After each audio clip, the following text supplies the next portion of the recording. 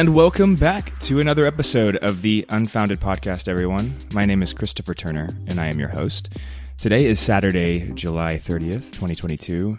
I'm joining you here at about 9 in the morning from Surprise, Arizona. Again, thank you for joining me again this week. I've been having a lot of fun on the podcast recently, just getting back into it.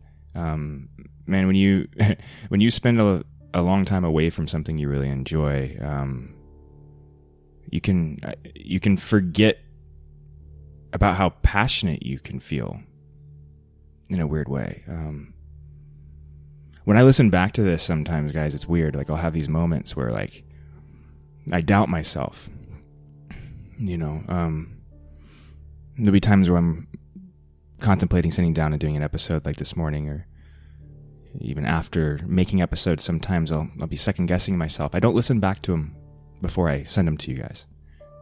It's a process that I had to kind of force myself into, because it was so nerve-wracking initially, creating something that was just like a journal of sorts and then sending it out to the world, essentially.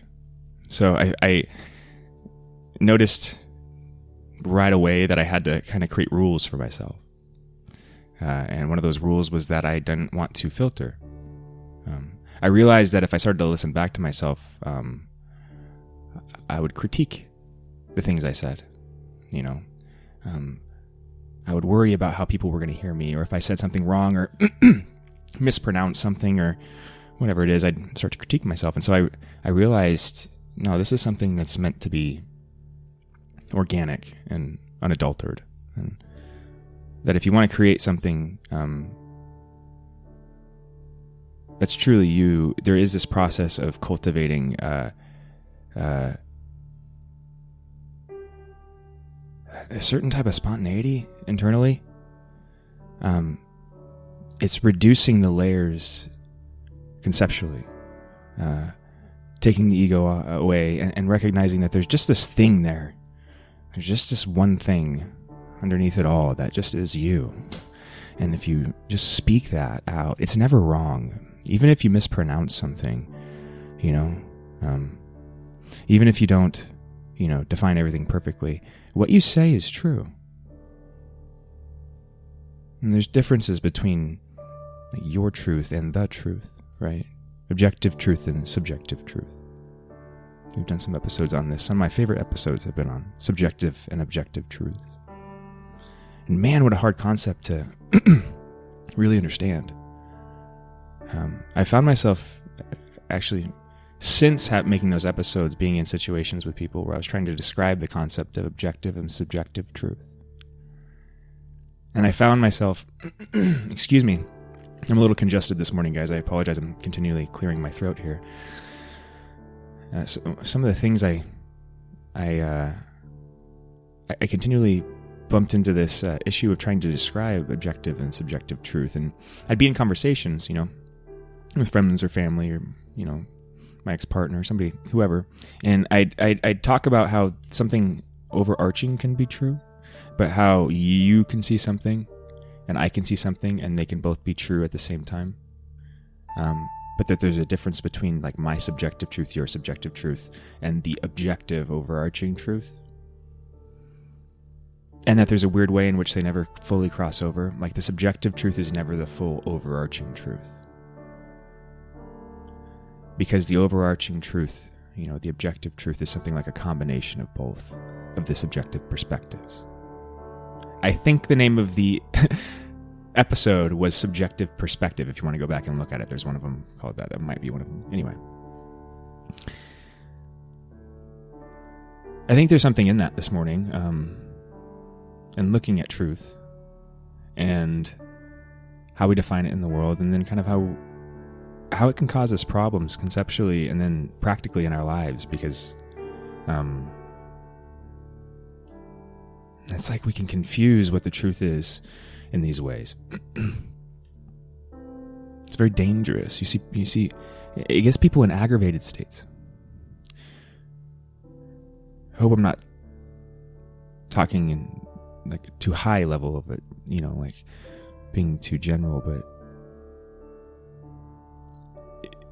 if you confuse your subjective truth with the objective truth, if you can confuse your perspective with kind of everybody else's perspective,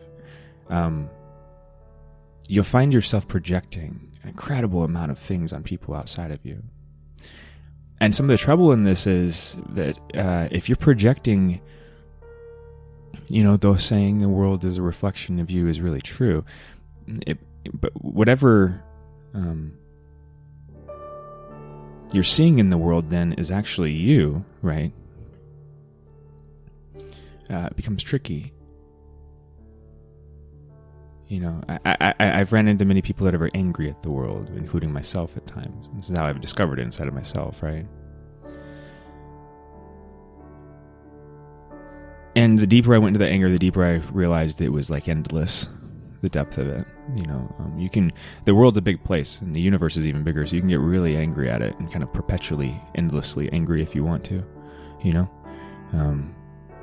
It's too big. And you're too small. So you'll just get more and more angry. But if you start to confuse your truth with the objective truth, you'll get yourself stuck in these loops of projecting out the things that you don't like about yourself on the world and then blaming the world for it. And you'll start to assume that kind of the negative aspects, the negative assumptions that you've taken on, your negative biases are reflected in other people too. Since I've experienced this, everybody else has had to have experienced something similar and must have a similar perspective. This kind of idea.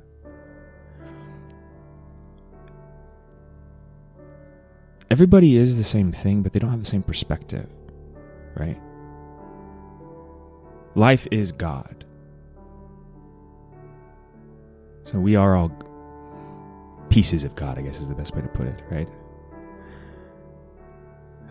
But we're not all meant to say the same thing.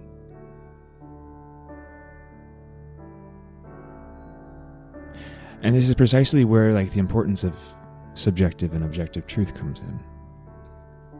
There's something valuable in each individual perspective, and there's a necessity for that to be protected. You see this encoded in kind of civil rights in the United States, right?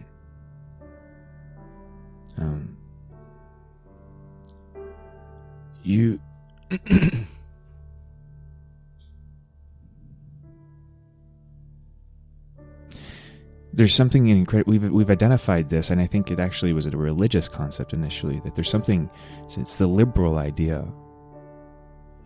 If I'm not mistaken, I think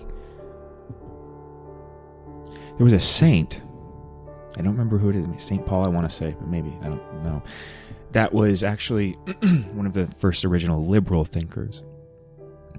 I remember this story from when I was in college, so I'm going to be paraphrasing. I don't know exactly the source text or anything like that at this point because it was many years ago, but I remember in one of my political science classes, we were learning about classical liberalism. And one of the original thinkers in liberalism, surprisingly enough, was a Christian. I believe it was either St. Paul. I can't remember the exact person. I'd have to look it up. Anyway, I can try to find it, but I don't want to waste too much time. Point being, there was this idea that the individual is valuable because it exists. That there's power. There's incredible power. Kind of in the sanctity of each individual perspective. There's value there that gets lost in kind of the masses when either people fall victim or prey to tyranny, or if they combine kind of in like a collective mindset, like what happens in communism, and it kind of degrades on both edges. When you don't value people enough to kind of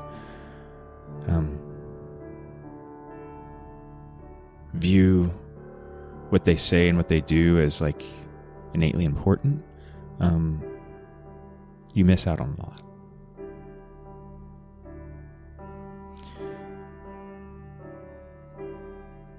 So, I'm going to take a pause there for a second because I just kind of went right into it with objective and subjective truth, but I do want to continue maintaining a little bit of structure in the podcast. So I'm going to go ahead and pull a page from our Buddha book and see what we got. Give me 1 second.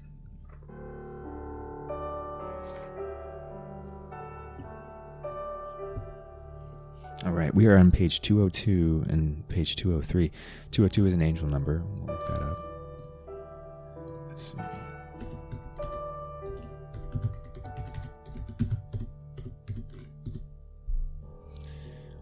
All right. Let's see, angel number 202. Angel number 202 brings a message to maintain faith and trust, balance and harmony, and to stay optimistic about the path ahead. With a positive attitude and outlook, miracles can happen in your life. Have trust and faith that all will work out for your highest good. Maintain balance and equilibrium within. Angel number 202 can turn the most ambitious of dreams into reality. It asks you to see the bigger picture and work with the details necessary to complete that picture. Bring things through to fruition on both the spiritual and material planes. Angel number 202 is a powerful message of faith and trust in the divine. Let your angels surround you with love, peace, and harmony. So,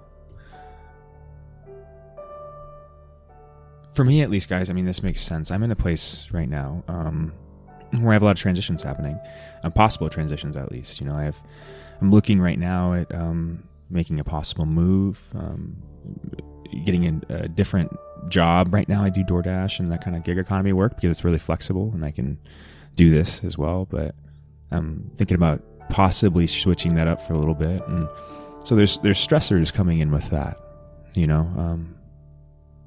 This podcast is incredibly important to me. Not only this, but the music and other projects that I've been working on the side that I haven't really got into yet, but I'm excited to show you at some point on this. These things are incredibly important to me. And so it's like I started this journey like three or 4 years ago, after being kind of in the middle, as I've talked many times before, in the rat race, you know, and having a hard time of it, deciding that I didn't want that life anymore and developing the podcast out of that, and choosing to go my own way in that. And so there's this weird sense of there's this weird sense of anxiety I'm feeling at the prospect of possibly going and getting a more traditional job again for a little while. And the main thing that I'm feeling in that anxiety is that I don't want to sacrifice what I've learned or what I've created here, because there's a weird way in which my priorities have completely flipped over the last 4 years, you know. And so I'm really, really trying to focus on maintaining this as my priority. And I want to make sure that I will make sure that that's the case either way. So I say that because it makes sense with me in my life. It resonates quite a bit to maintain faith and trust and balance and harmony, stay optimistic about the path ahead. Because when you have change, and what I've noticed the last day or so is things can be really positive. There can be really positive change that comes into your life. But if you're not careful, you can push it away. You know, there's been a lot of stress I've had over the last couple of years over not being able to provide, you know, enough money for myself while I'm doing this. It's really hard to start something like this before it makes enough money for you, right, to support you. And so over the last couple of years with COVID and all these kind of things and doing nothing but DoorDash, it's been stressful.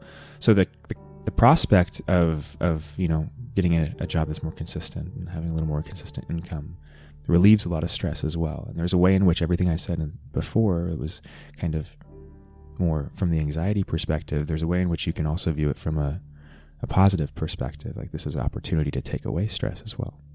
So any decision in your life, whatever decision you're being presented with right now, if you're maybe in a similar situation with a lot of change happening or being presented to you, it's really important to ground yourself in those moments. And anytime that you're finding yourself anxious or kind of worrying about one aspect of the change, try to remind yourself or look for the opposite or balancing aspect in that change, because it's there and it'll remind you of why the change is there, period.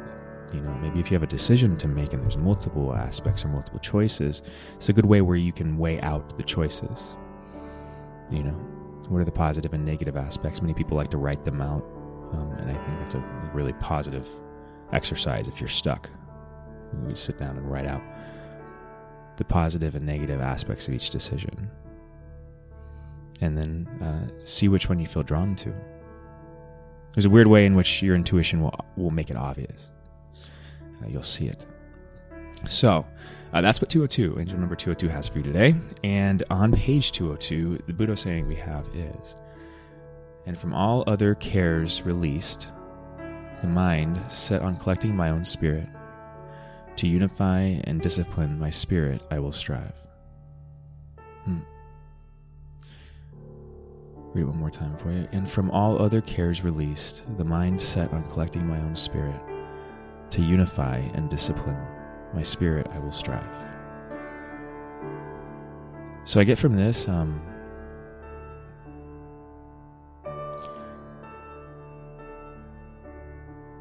it's kind of like what I was speaking of before. That's the way I'm seeing it, at least, is like when you with what I was talking about with starting this project about 3 or 4 years ago. That was in my way of releasing my cares. There was a lot of expectations I had placed on myself, that society had placed on me, and other people had placed on me that I had accepted onto myself, that allowed me to it felt like a weight. And so there was a way in which when I chose to create something of my own, like this, a podcast, and to go my own way, it released a lot of that weight. And it really helped. Not immediately, but over this last, chunk of time, it's really helped me find myself again. So the next part of that, the mindset on collecting my own spirit, it kind of comes by default. It's like you release things that are, making you self-conscious, or the things that, the programming, you question the programming, question the unfounded ideas, and you'll get to a place where you're kind of collecting who you really are. Your spirit that's been scattered in this way. And then the last part, "To unify and discipline my spirit, I will strive." To unify, to bring it back together, right?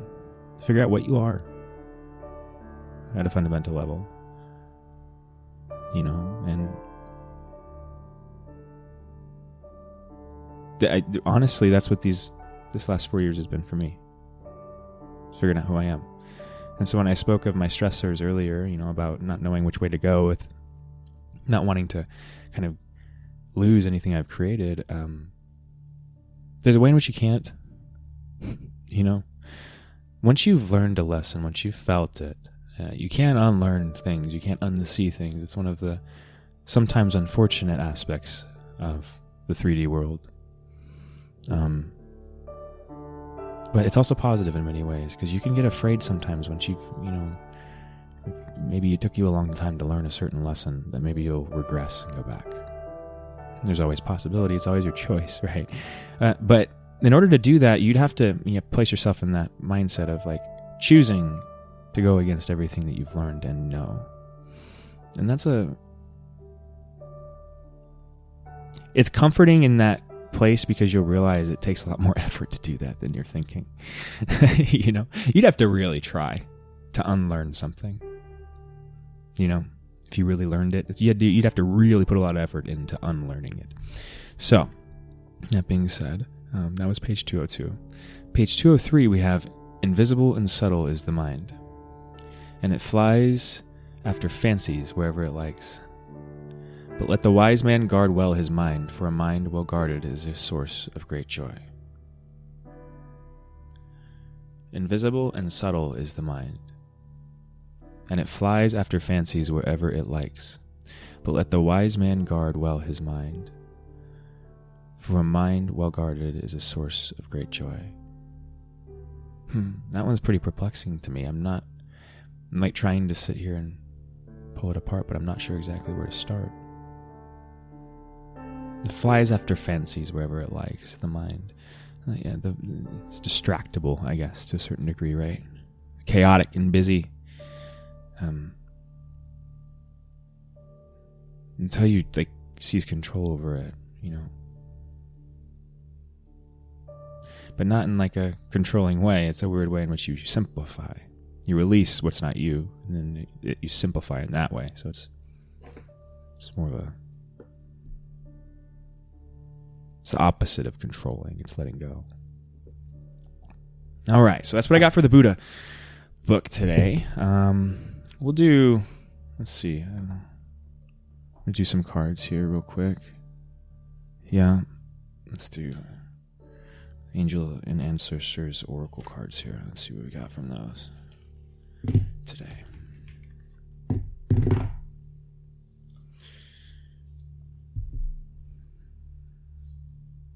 I don't know if, as I'm reading here, guys, I've had a lot of anxiety this episode so far. So I don't know if you are right now or if you're feeling a lot of anxiety, but I sure am. And I do sometimes, from,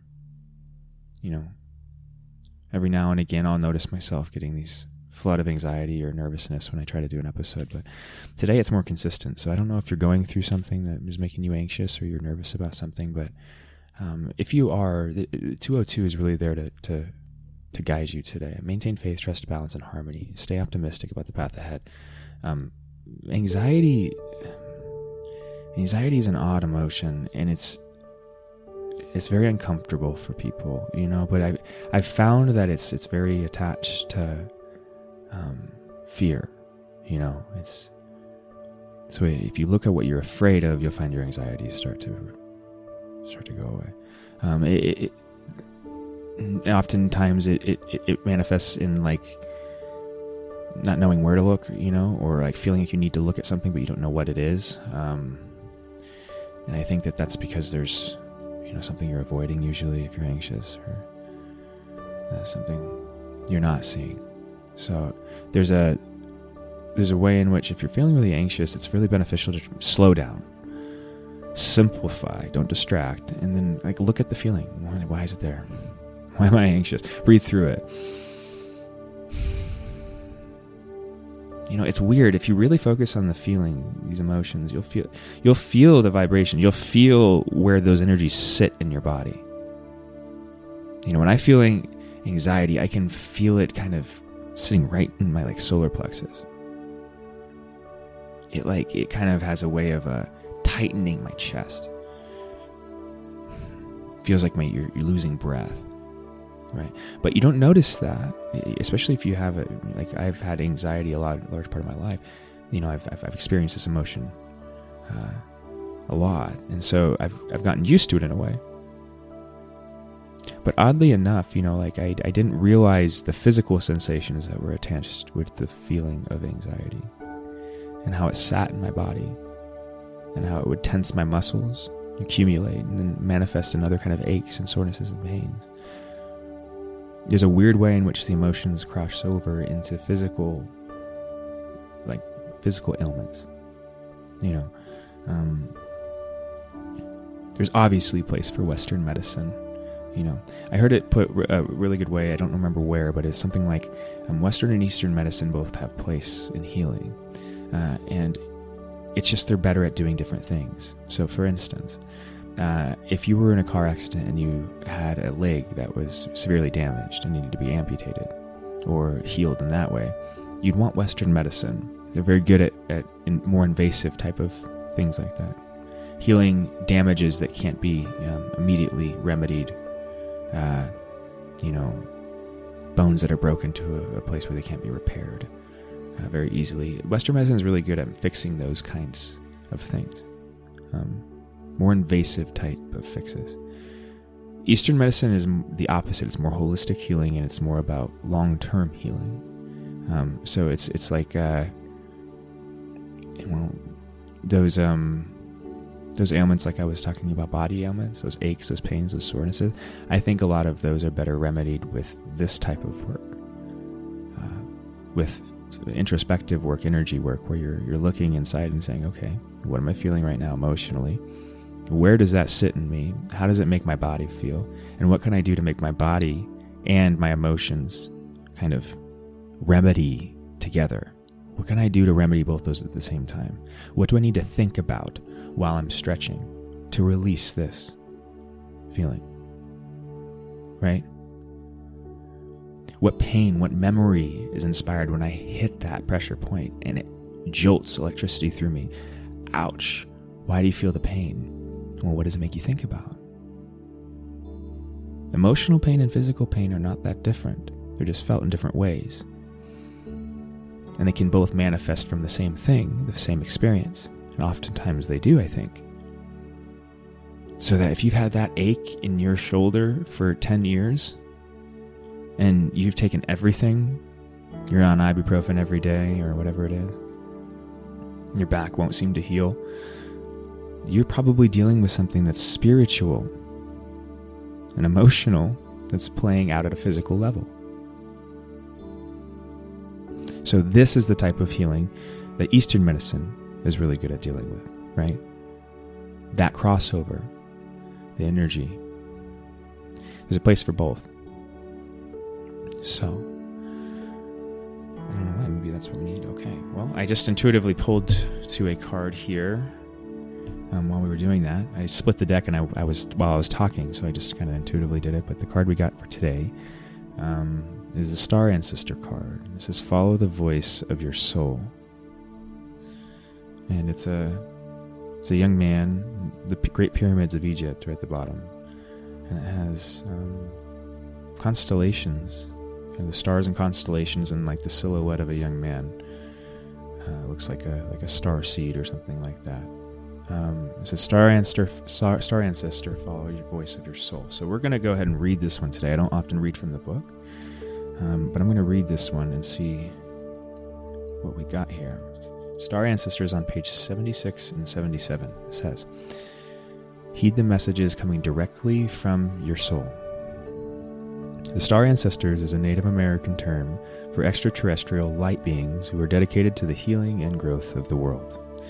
These incredible beings are divine embodiments of love who bring wisdom from the higher realms.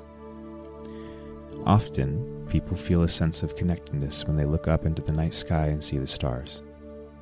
I believe that's because they are remembering their starry connections, and those are what this card represents. The Star Ancestor is reminding you that you have otherworldly support, and that your friends from the stars can help you if you are willing to be helped. They can support you in connecting with and following your soul's deepest calling. The extended message in this card is there is a deeper purpose to your human journey. Not only were you born on purpose, you were born for a purpose. You were born to be a bright light in the world, and there are supporters out there in the universe sending waves of energy to guide you at this time. Information and inspiration that has been coming your way recently is not new information, but memories. Your feelings of being drawn in a particular direction are the awakening of an aspect of your soul. You are being drawn towards a road that will not only light you up, but also help you light up your corner of the world. Continue following the cosmic guidance that is coming your way. I said that was on page 77. That's a really beautiful card, right? I got a lot of energy when I was reading that. I got waves of energy, right? Kind of what they were saying. There's a lot of beings around us right now. I don't know if you know, it hit me really hard in this card. I've always been attracted to the stars. The stars have always fascinated me. And many people that know me from when I was younger in high school or have been close friends with me at any point, they've recognized and even many times made jokes out of my proclivity to look at the sky and the stars, if you can see even a couple out at night. But I've always loved looking at the sky. There is this weird perspective shifting that happens when you gaze at stars. You know, and oddly enough, first time I ever experienced and witnessed something extraterrestrial happened from me having a desire to look at the stars. I don't know if I've told this story on the podcast before, but I was in Washington with my ex-partner and we were on a vacation. And we were up camping in a very small town just on the border of Canada. This is very northern Washington. And we're way up in the mountains, and we're staying on this piece of land. This old gentleman, his name was Two Eagles, I think. kind of this old shamanistic type of dude, just kind of chilling out here, and had a couple other people that lived with him, but he had this little campsite and teepees and stuff that you could rent. So we were out there and we were staying there for a week, and this one night, me and about 5 or 6 other people and a couple kids are out hanging out around a fire, and I don't know where we're around a fire, but anyway, we're just hanging out. It was later at night, and I'm standing outside, and everybody's talking, and everybody's like really involved in the conversation, but for some reason I was super distracted by the sky in the way I was talking about earlier, and I was just staring up at the sky, looking at the stars, and I started to kind of like talk about it, like I just love looking at the sky, things like that. And then all of a sudden I look up again, and behind one of my buddies over on the horizon is this massive like belt of lights. Huge. I mean, so big it was hard to describe. And I stopped immediately. I said, "What the hell is that?" And everybody stops and turns around, and they all have the same reaction. And over the next 5 minutes, we stare at this thing as it moves from one horizon over us. And at one point, I could see, and my ex-girlfriend was sitting there watching it with me, and we could both see this pulsing behind it. It was weird. It's like you could see these lights all around, like an edge. It looked like it's like if you were looking at something on the edge and you could see like running lights. It's almost what it looked like, but like hundreds of them.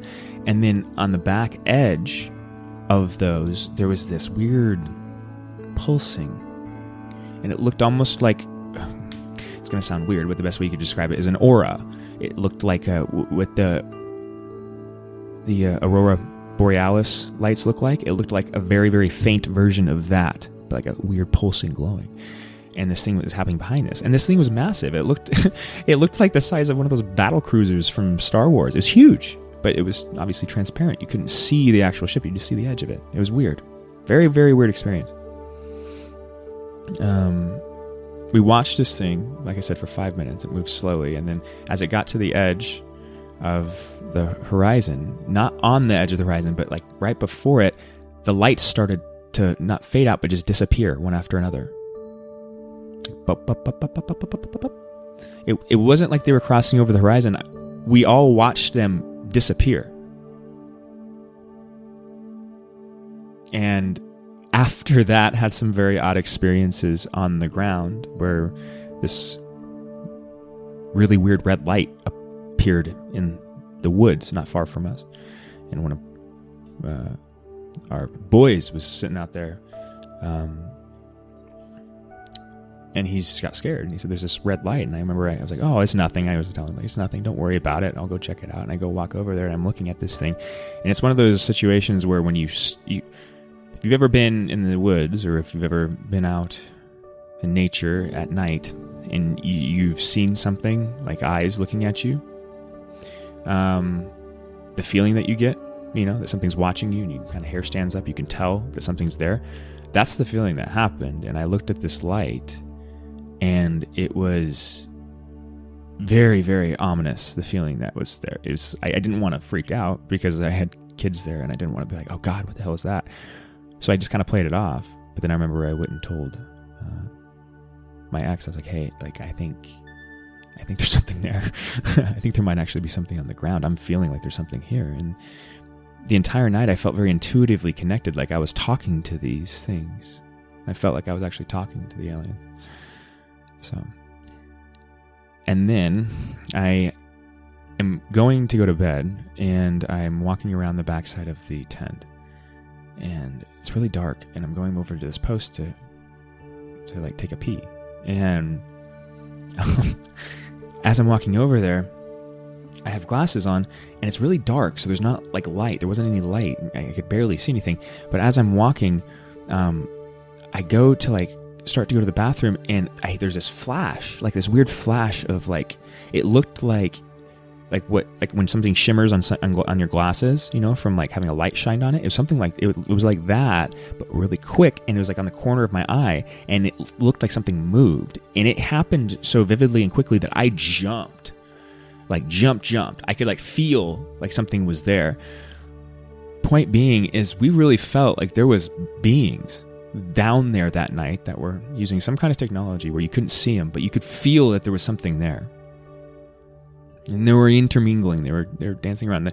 The boys were really freaked out. My ex was really freaked out. Everybody that was there that night experienced something. And there's multiple people. Anyway, we ended up going and talking to Two Eagles before we left. We told him about our experience, and we said that we had some weird experiences up here. We saw some weird things, and when we told him that, he was like, "Oh yeah." The reaction was so funny actually, because we expected him to be like, "Whoa, that's crazy," and his reaction was like, "Oh yeah, no, we see him all the time." And he's like, "The mountain. There's something going on with this mountain." But he said they fly over this mountain all the time. They'll go over it and sometimes down in it. And he said, "Down in it?" And he's like, "Yeah, there's something in the mountain." He thought, but this was very common in the area. People there would see these things all the time. After we had seen the ship go away, we stared at the night sky for probably another couple hours, and we watched. It was really, really vivid because there's no light pollution up there, and it's higher elevation, but there were so many stars, and you could see satellites. There was a lot of satellites. You could see the satellites just going in like a very, steady orbit. But then you'd see these other really small lights, kind of like if you've ever watched the space shuttle videos, the NASA space shuttle videos, where they've found like weird, odd lights like zooming around outside of Earth. It's exactly what it looked like. It was like these little white balls of light, very, very small, like little stars. But instead of a star, it would move, and it looked almost like it was a satellite at one point. And then but it would stop and move at like a 90-degree angle. It would go like this way, and then boom, bounce the other way. And then bounce this way and bounce that way. And there was bunches of them. There was like a couple. There would be like one coming from one direction, one coming from the other. They'd be like heading right towards each other. They'd look like they were going to hit each other and then like bounce and go other directions. It was the oddest thing I've ever seen in my life. No way I could explain it. And like I said, not just me, but many other people seeing this at the same time. So anyway, point being, guys, a very long story for the Star Ancestor card, but there's energies around us. There's a lot of this that's coming out right now, from the government releasing a lot of classified material and stuff on like visitations, right? Knowing that there's other species out there, aliens existing for real. Governments are now admitting this, or at least knowledge that there's something that they don't know about out there. What I'm saying is that they're very real. Angels are not only aliens are not only real, but they're also there's, I think, the ancient alien concept isn't too far off. But it's not exactly the truth. It's like angels and aliens are in many ways similar things. Right? So, like for instance, if I was going to describe an alien to you and how it interacted with the world, it would interact, from what I would imagine, very similarly to whatever I experienced out there in Washington would interact. Right? I'd feel a presence, but not be able to see it, something like that. So it was interesting. But here's the thing too, I didn't feel scared of these things. It was very startling to have that experience, but I wasn't super scared. I never felt like super threatened, which is why I think we didn't freak out that much. I remember hearing movement around the tents and things at that night too, but it was weird, an odd feeling. It was like I felt like these things were communicating psychically with us, and that they were kind of saying hi. It was like, because we were going through a lot of spiritual things at the time too, so it was a very odd alignment. It was like these things were saying hi. I was learning weird things about star seeds and all of this within myself, and then we have this seeming alien visitation, right? So I know for many of you that might be a little far out there, a little too much to chew on or to handle. I get it. It's okay. It's somebody else's story, but it is true. It is my truth. I promise you that. Now, I do recognize the difference between my subjective truth and objective truth, right? This is a good example. What's true for you? Have you had an experience? And if you have, I'd actually be really interested to hear it. It'd be cool. But also, if you haven't, that's also true, right? It's your truth. Now, what's the objective truth? How does your subjective truth and my subjective truth coexist?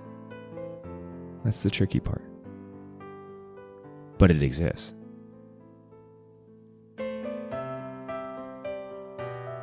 It's interesting, right? So, have faith. I think many of you that are listening to this may be similar to me. You might be connected to the stars more so than you realize, and that you have maybe some aliens out there trying to talk to you, right? Like I said, it's even sounds crazy for me to say it. I don't talk about it very often because most people would consider me completely nuts. I've been in mental institutions before, right? Like we'll get into that later. So you start to talk about these things to too much of a degree and it'll get you certain places, you know, but it doesn't make them less true. And it's a very liberating thing to recognize that you're part of something bigger than yourself like that. That you might have a family bigger than just the family that is on the earth here, that you might be from something else. You might have done this before. You might have done this on other planets. You know? You might have come back many, many different times. And there's something liberating in that idea. And then kind of, it makes the universe feel like a community.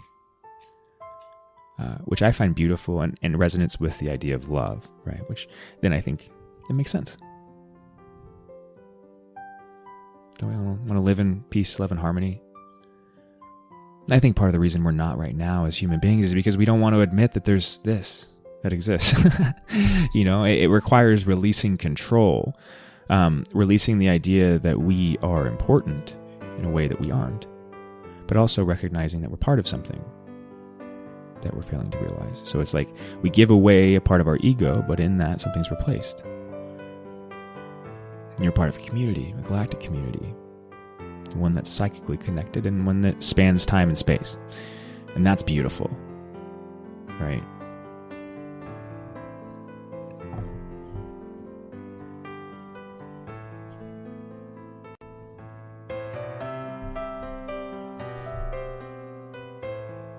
All right, guys, sorry for the break there. I had to take a little bathroom break again. But continuing on,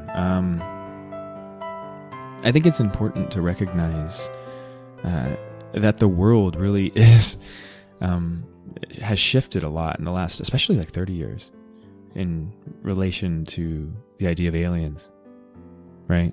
I remember even when I was a young kid, if you talked about aliens, it was always in the same kind of context as like magic, you know, and fairies and trolls and things like that. You know, it was always very, oh, that's really cool to think about, but it's just, there's no way, you know, so far out there. And then it's like, I remember watching as I got older, the world and science start to recognize, you know, like, whoa, this could actually be a possibility. It's not that out there, you know, like slowly one scientist after another started to talk about aliens in the context of maybe there's a statistical probability that they could exist, kind of a thing, you know. And then now we're at this place where a lot of our culture revolves around the idea of aliens, you know, movies and science fiction, which I've always thought that science fiction is just kind of the bootloader for science fact. Right? Nothing in this universe is impossible in that way. If you see it in the movies and if you think about it, it can exist. You know, you're the factory. You're the thing that makes it. Right? That's why, you know, people say, you know, they watch Star Trek and they see the communicator and they're like, communicator was basically a cell phone before cell phones. It's like, yeah. That was the idea in gestation. That's how we develop ideas. In the zeitgeist, as a community, right? So there's this way in which, if we're playing with the idea of aliens this deeply at a societal level, then there's a deeply integrated idea of aliens at a consciousness level. And it's very odd to. You can go so deep down this rabbit hole. I definitely don't want to do this in this episode because we've already been down here for about 45 minutes. But I think it's important in the context of that star ancestor card to talk about them. You know, I don't often go into the subject of aliens and, you know, my beliefs on what I am and what my reason for being here is, or at least what I've come to understand about myself. And what I think a lot of people out there are and don't recognize either. So if some of you are listening and have felt drawn, you know, to or felt like out of place in their life. Felt like they just didn't fit in. The world didn't make sense to them, literally. They just like the way I was seeing it the other day, it's so odd. I had like this flashback memory, but I was having this memory of when I was a really young kid. I was like really, really young. Like I could barely walk. And somebody, it was like my granddad or my dad or somebody like that, it was a male figure, was showing me how to like hit something. They were showing me like how to leverage something or hit something like that. And I remembered yesterday, or I think it was yesterday, for some reason, I was listening to one of the podcasts and it triggered this memory in me. It was like, I remembered watching him hit the thing, like showing me how to do it and showing like, see, you hit this and it goes like this. You hit this and it goes like this. And seeing that and recognizing that happens, but then not understanding, because I remember having a different understanding about how everything was structured. There was a weird way in which, when I was a very young kid, I understood that the 3D world looks very linear. Hit something, it goes down. Hit something, you know what I mean? But that the universe isn't structured that way. It's because it was confusing. I remember wanting to argue, but not having the words to. Like, that's not how everything works. You don't just hit, it's not linear. You know? It's not... Anyway, I think you get the point. But I had this realization, and it was one of those ideas that helped me. It was remembering that I was having a being out of place in the way I was saying. So that's what I'm speaking of. If you ever felt out of place like that, or maybe if you've had you went through life feeling like you were meant to do something else that this world just didn't really value, you may be from somewhere else. You might not actually be from Earth. Earth right now is going through a transition. Earth right now and humans are waking up. There's a lot of other civilizations, I believe, that have come before us that have woken up already. That have tapped into the universe and are now psychically connected to the real internet. You know what I mean? And I think that there's good and bad versions of them in the way we would describe it. There's high vibration versions of aliens and low vibration versions of aliens.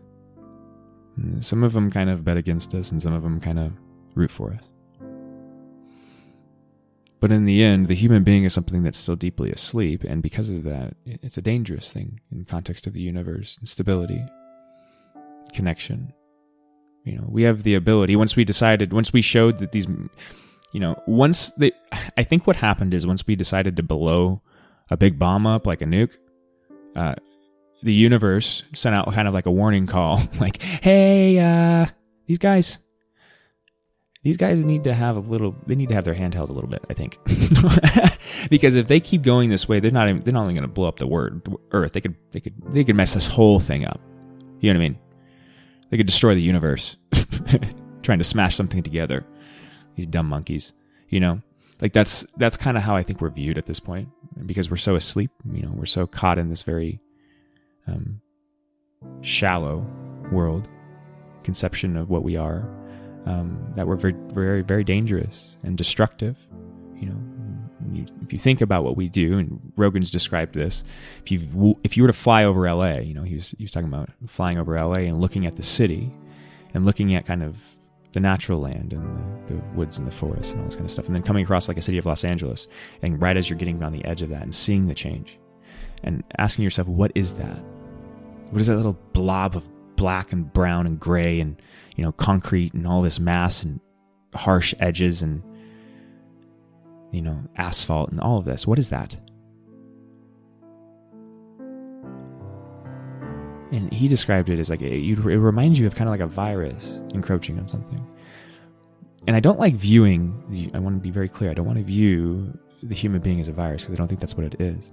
But I think we have a tendency when we're asleep to operate in a very unbalanced way, so that we consume more than we don't reciprocate. We don't give back as much as we consume. And so it causes this problem.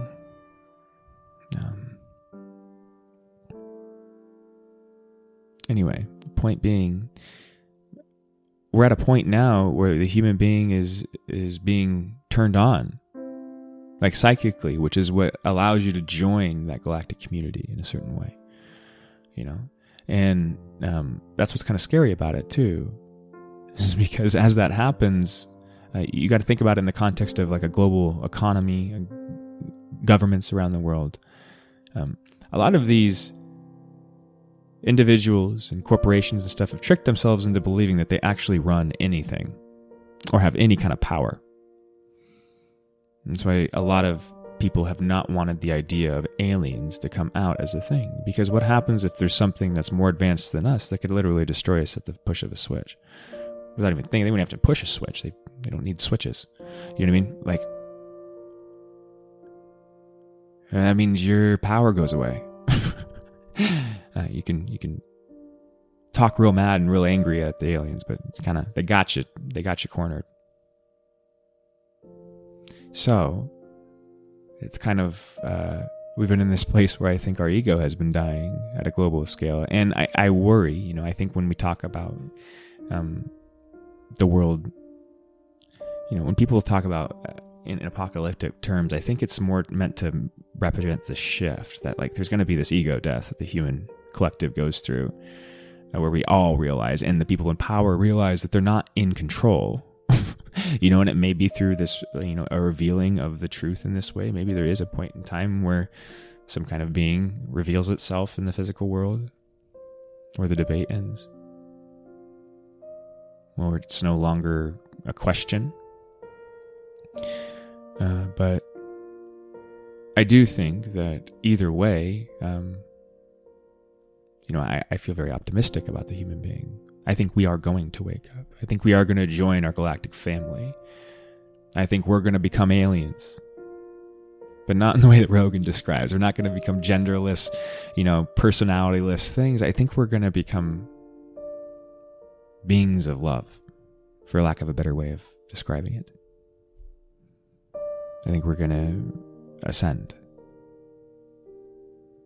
as a species. And so, like, when you talk about, that's why it's weird to talk about apocalypse in a negative way, because that's kind of how I view it. It's like it is going to be the ending of something, the old world for sure, but that's not a bad thing. The old worlds can't stay around forever. You don't want it to. If that was the case, we would still have kings, and we didn't like that. But if you ask somebody when they were in the middle of that, what would have been better? There's very few people that would have been able to answer the question, except for the people that actually changed it, right? So, we don't know what's good for us. But we're starting to figure it out, I think. And I hope you are, like I am, that there's a lack of control that's necessary in recognizing any of this thing. It's true at this level. It's true spiritually, We all, in every context, need to we need to let go of control, because there's liberation in it. And then your life becomes exactly what it's supposed to be, There's so many other things out there, aliens, angels, whatever you want to call them, that are working on your behalf, that are talking to you right now, that are in your head. Always have been. They've always been watching you. You're not. There is no private world, folks. I'm sorry to disappoint, but you can't hide in your head. We thought we could for a very long time, and we've continued to deny our psychic abilities because we're so terrified of recognizing that one truth. Because if your head isn't private, then everything you've tried to keep as a secret wasn't. Because it wasn't. And that's terrifying, right? All those skeletons in your closet, they're not in your closet. It's a shared closet. We all have our shit in the same closet. So it's liberating at one aspect, but also incredibly terrifying. Before you recognize everybody else as you, you're going to feel like it's only your closet, and then trying to open that door and show everybody else what's in your closet. Whoo! It's one of the most terrifying things you can do. So we avoid it. And we're doing that at a collective level. But the internet is a tricky and fickle thing. Because it's doing exactly that. All those things that you kept hid in your head all that time, you know what I mean? You think you have a private world. That's why we have all these private browsers and stuff coming out, right? Privacy browser, don't let anybody watch you. Go do what you would have done if nobody was looking. Oh, okay. Well, the internet's connected to everybody else. It's everything, right? Everything you see on the internet, we see on the internet, and it's kind of like it's an organic thing. So if what people want more of, there's going to be more of, right? So what is the internet but a mirror into our private worlds? If you want to know what other people are thinking about, go look at the trends on Google, right? If you want to go look at but I think more specifically, if you want to know what people are really thinking about, do that in a taboo way. Try to figure out what people would search, what you would search if nobody was looking. That's what people are doing with the internet. And so it's showing us in that who we really are. It's showing, and because of that, we're having a reaction, a visceral reaction at a societal level. You know? The internet feels like a very, very bad negative influence at this point. Yeah, I don't think it's... even people that enjoy using the internet, I could arguably would say that it's a little too much, often. And there's a reason for that, because we're too fucking much, often. You're too much, often. And you're too much because you hide who you really are. It creates an ego. It's just too much for anybody.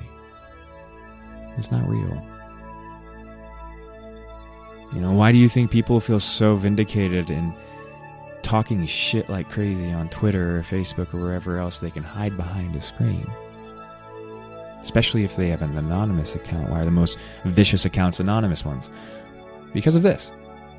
The private world theory. I guess that's what I'd call it. And the internet is just showing you who those people truly are, that they are hiding. How they truly feel that they can't say in their everyday life. So they use that venue as a way to get it out, thinking they're hiding something. But everything in their world is a representation of their internal world. So if they're treating other people that way on the internet, they're experiencing the same kind of energy in their world everywhere. And they're probably using that as fuel to justify what they do to other people on the internet. It's a vicious circle. They'll never get out of it thinking that way.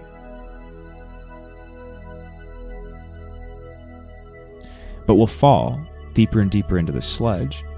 And then guys, it's so scary. You got Elon over here trying to develop, computer chips to put in your head where you can tap into the internet. You do not want that. I promise you, you do not want the internet in your head. You don't want Google attached directly to your brain. You don't want that. Why? Well, unless you're pretty certain that you're not scared of anything anymore, you don't want to have the entire internet in your head. Right now, think about how many things you don't go look at on the internet because it's something you don't want to see. Now think about putting the internet in your head. That choice goes away. It's there either way. Everybody else is there automatically. Everything that everybody's thinking about is there automatically. What's going to happen when people put that in their head and turn it on? People are going to go crazy. They're going to go through an awakening immediately. That's what awakening is. All awakening is realizing that the internet already exists in psychic abilities built into every single person that's ever been born or ever lived. So that there was no need for the internet. This was already true. There is no private world. You are connected to every person around you. What you think they know, they just don't admit that they know. Because they're lying to themselves saying that you don't know. They're all playing the same game. But every single person is connected. There's already an internet. It's called psychic abilities. So that all the internet is going to do is, all it is a technological way to spark an awakening inside of somebody. So if you want to wake up really fucking quick and really abruptly, put a chip in your head that connects you to the internet. Because you'll be taken immediately to every single one of your fears. And then you have to figure out how to get away from that and not see it every second of every day, because it's in your head. There's other ways we're trying to integrate too, with like VR, right? We're trying to, there's all these I forget what they call them, metaverses. Yeah, metaverses popping up where people are designing these new worlds, even paying just crazy amounts of money. I don't know how to pronounce the word absorbent. I think that's the word. I was going to say it, but then I was like, I don't use that word very often. I guess somebody's trying to use that word. Amounts of money. For digital things. Like Snoop Dogg made like a whole island, I think, in the metaverse, and people are paying hundreds of thousands of dollars to buy digital property next to Snoop Dogg in the digital verse, so it's Ready Player One happening, guys. It's exactly the same thing. It's everything transferring into a digital currency in a digital marketplace in a digital form. So then I ask you again, what are people going to do in the digital space that they wouldn't do in the real world? What's so good about a digital version of this? What's so bad about this? Well, the only difference is people think they can do stuff there that they can't do here. What can you do there that you can't do here? What comes to your mind? So I ask you, do you want to tap into that? Do you want to strap goggles on your face so that you can go into a metaverse that we created, trying, to enable you to do things that you honestly wouldn't do, you honestly don't want to do. The only reason you have this conception that you want all of these negative things is because you hide yourself, or you hide the fact that you even had the idea of the desire internally. Taboo. Like a taboo out of yourself. So, don't do that. Let's start. I just pulled another card, just randomly, got intuitively. Got the World card. It says, a brilliant success, a time of joyful accomplishment and spiritual enlightenment, freedom to do whatever you want, be proud of yourself.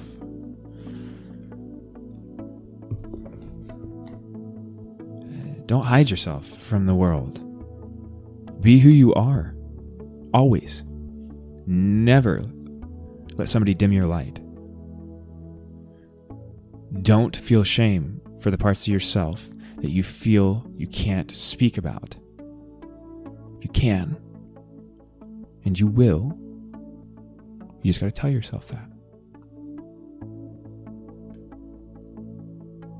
You are not abnormal. You never were. You never will be. You're exactly where you're supposed to be. And you're doing just fine. And you should be very proud of that. And with that, guys, I think that's the Unfounded Podcast for today. I really hope you enjoyed that. It was definitely a different one. I felt very taken by different energies at different points in this podcast, so it's going to be interesting to listen back to.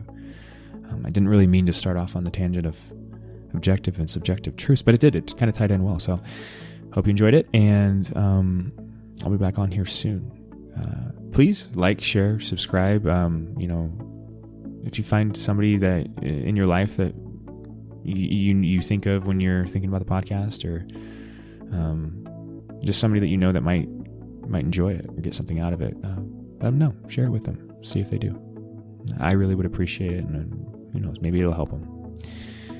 So with that, guys, that is the Unfounded Podcast for today. I hope you have a really good rest of your day, week, weekend, whenever, and I will see you again very soon. Lots of love. Bye-bye.